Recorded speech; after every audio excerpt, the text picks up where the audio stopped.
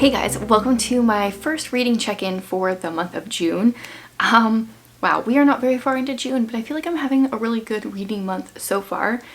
This week I decided to do something different. I really wanted to finish all my NetGalley books that I had out, and thankfully I was successful and I am now at 100%. I've read all the NetGalley books that I have been approved for, and I kind of don't really plan on requesting any more, but that might change if all of a sudden a book that I really want to read is there and I get approved for it. I did have a few DNFs this month, or this week.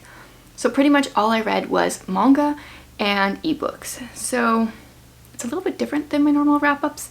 But we're going to start with my DNFs because there was 2 of them, I think, and I just want to get them over with. The first one actually I started this morning, so it's not a manga or an ebook. But that's Finlay Donovan Knocks 'Em Dead. Now, I really did enjoy the first book. I said it towed a few lines for me, like some of the sexual content. It was like borderline, and I read the first 3 chapters of this. I read 27 pages, and so far I feel like all the talk has been like sexual content stuff, so I have decided that I'm not going to finish this book, which is too bad because it is a funny premise. Like the first one was funny, and maybe this one, I'm assuming it probably gets better.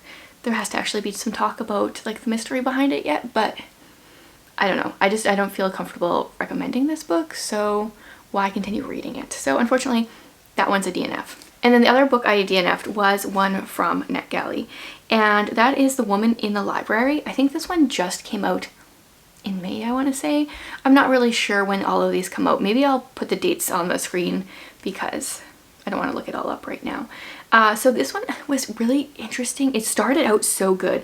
Maybe I'll read the very beginning of it to you because I was hooked at the beginning. Chapter 1 talks about this scream that has been heard, and then the end of the first section of chapter 1 says, "And so we go to the map room to found a friendship, and I have my first coffee with a killer." So, I mean, you definitely get hooked, but unfortunately this mystery is, I don't know if it's a mystery or a thriller or what exactly, but it's a story within a story. So you have like the actual writer writing this story, but then in the story, this person is a writer. Also, they're exchanging letters with this other person, and then the character of the story within a story is also a writer, and it just got to the point where I was so confused I couldn't keep things straight, and I wasn't loving the story. I was definitely curious by it, and there was some language and stuff, so I just decided, you know what, I'm so confused, I can't keep characters straight, I'm just not gonna read this one. So that one was also a DNF for me. Okay, then let's go on to the manga that I have here because, I don't know, because I feel like it. So the first one I read was Young Ladies Don't Play Fighting Games, and I pushed through this book because I was like, well, it's a manga, it's short, maybe it'll have good ending. I give it a 1-star rating. So it's all about this girl who goes to this, I guess, a Japanese boarding school probably, and they have a rule where you can't have computers or your phones in your dorm rooms. They don't allow any kind of gaming. And this girl finds this other girl that's doing it in secret, and she joins her. And one of the things like I didn't like right at the beginning is so there's like these scenes where they're doing these battles with their fighting game, whatever, and then there's all this like terminology that's described at the bottom, like this means that they did this in this game, and it just like totally pulls you out of the story. And then there's just some other relationship stuff that comes through here that I didn't like, and yeah, I really didn't like it, and then I didn't like it even more, so not continuing that series. And then the one that I did read and enjoy is Snow White with the Red Hair. I have been asked a few times what I would recommend for the age of people reading manga, because manga is so often so kind of like cutesy that you feel like it should be for kids, and my experience is I would say 15 years and older for all the manga that I've read is either like quite graphic with thinking of like Spy Family with like scenes of assassinations, or there's a lot of concubines like talk. This is the second one where the premise of this one is Snow White with red hair. It really bothered, like, it's really confusing to me because I feel like we have this idea of what Snow White looks like, but then to imagine her with red hair is like messes with my brain. Anyway, she is a herbalist, and she gets a summons from the prince that he wants her as one of his concubines. And that is a lot like the Apothecary Diaries, where it's a herbalist who's kidnapped to be in the inner palace for the prince. But anyway, this one was much better than that one. She gets this summons and she actually runs away, and she falls in with this group of, I don't know, I would say like other outcasts, and she finds some of their secrets and the book unfolds. I don't really know what to say. So I own the first 2 books. I'm excited to read book 2, but I think there's like 20 of them in the series, and I'm pretty sure my library doesn't have them. So this might have to be like, I see why so many people that read manga have the subscription to the ebooks, but I don't think they would be as fun to read as ebooks. So we'll have to see how far I can actually go in the series. But I shared this in my last book haul, so I'm excited that I jumped in on that already. Okay, and then let's do the mystery that I read. The one mystery that I finished is The Key to Deceit, and this is the second book in the Electra McDonald series, and the first one was A Peculiar Combination that I read last month, I believe, and I enjoyed this book even more than the first. So she and her uncle are locksmiths. They get busted trying to break into safes with jewels, and they end up helping with the war effort and such as that. And in this one, it's really Ellie, her uncle's kind of not in the picture, is once again helping with trying to break into some things to get some information for the war efforts. I don't want to say too much, but I really enjoyed it. I kind of solved part of the big mystery, but that's okay. I still had so much fun with it. And then also Ellie has this whole other element going on where she was born to her mother when her mother was in prison, and her mother was in prison because she was accused of murdering Ellie's father. And that's kind of like all kind of getting unraveled in the series so far. And my only downside is that now I have to probably wait like a whole year until book 3 comes out, because I want to jump in. I enjoyed that so much. And then I guess the other one that I will talk about, I forgot to talk about this one a while ago. That is Mismatched. This is the second book in the, what is the actual series called? Justified Means is the first book. They're the agency files. So I read this one actually a few weeks ago, but I have to be very intentional with my ebook reading or else I totally forget about it. So I want to talk about it now. And I have really loved Shatona Havig's wit in her books. So this one, the agency is, I didn't know how to describe it because they don't really describe themselves. They're an agency outside of the government that pretty much kidnap people that should be in witness protection but for some reason aren't or can't be or whatever. So in this book, we are in that same scenario, but it only happens like partway through. And according to Shatona, this one wasn't really supposed to be an agency files book, but then it kind of just happened that way, which I think is really interesting. I never think about how a book evolves as a writer because I don't write, but so like here's one of the quotes that I wrote down, or I highlighted.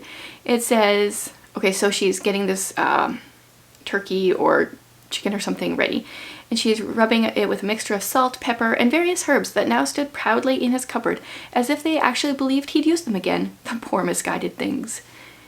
I love that kind of humor. And then there was this one. After a very tough situation, it says, it hadn't been that bad. Not really. He didn't want to go through it again, of course, but it wasn't that not bad.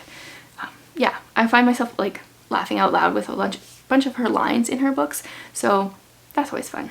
Okay, and then we will go on to, what else did I read? I think it's just historical fiction left.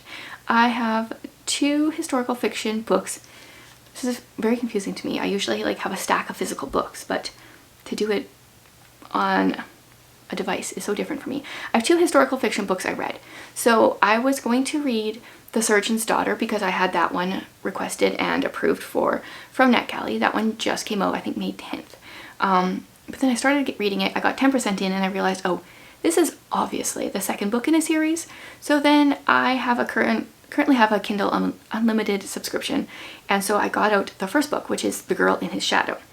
So I'm going to kind of talk about these together because they really do follow each other, but we'll talk about The Girl in His Shadow first. So this is set in the 19th century sometime, and we follow young woman named Nora, who has lived with a surgeon for pretty much her whole life.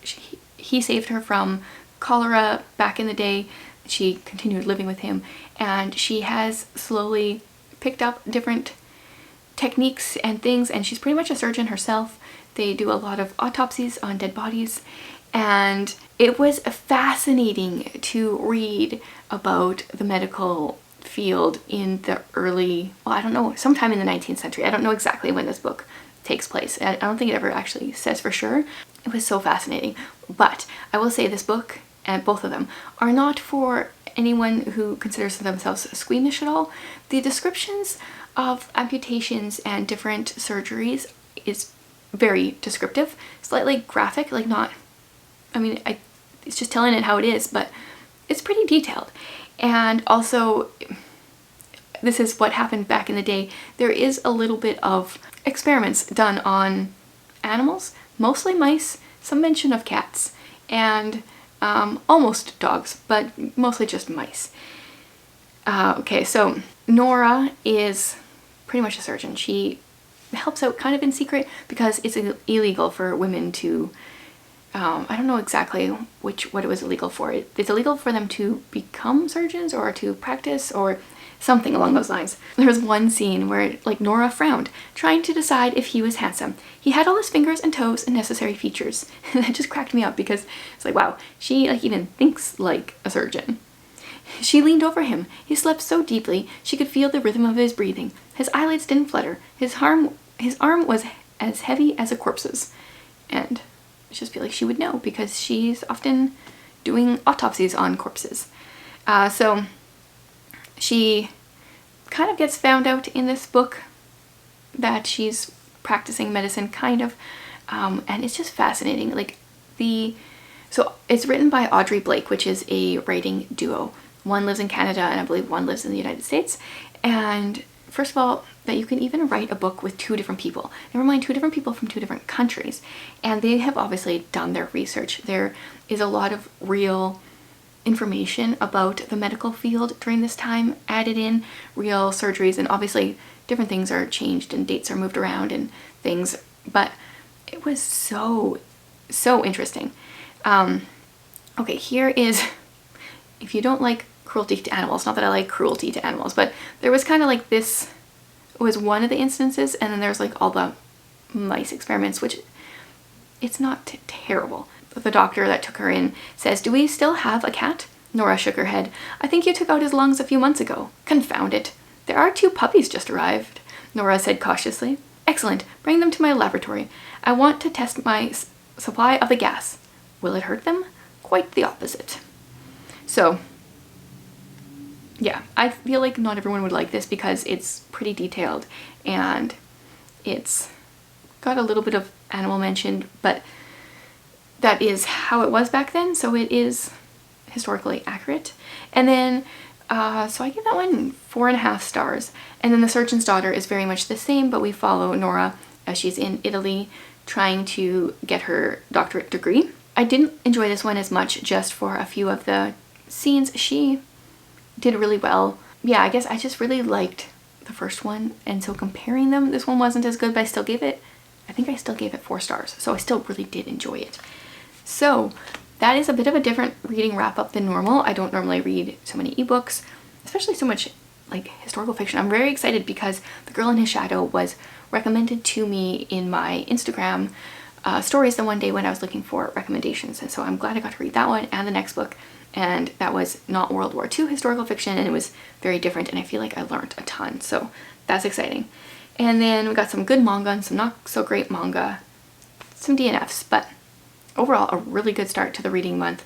Now I'm excited to like actually go through my physical stack of books for the month and hopefully not DNF them like I just did with Finlay Donovan. So let me know if you've read anything good recently and any recommendations you have for me. Thanks for watching, guys.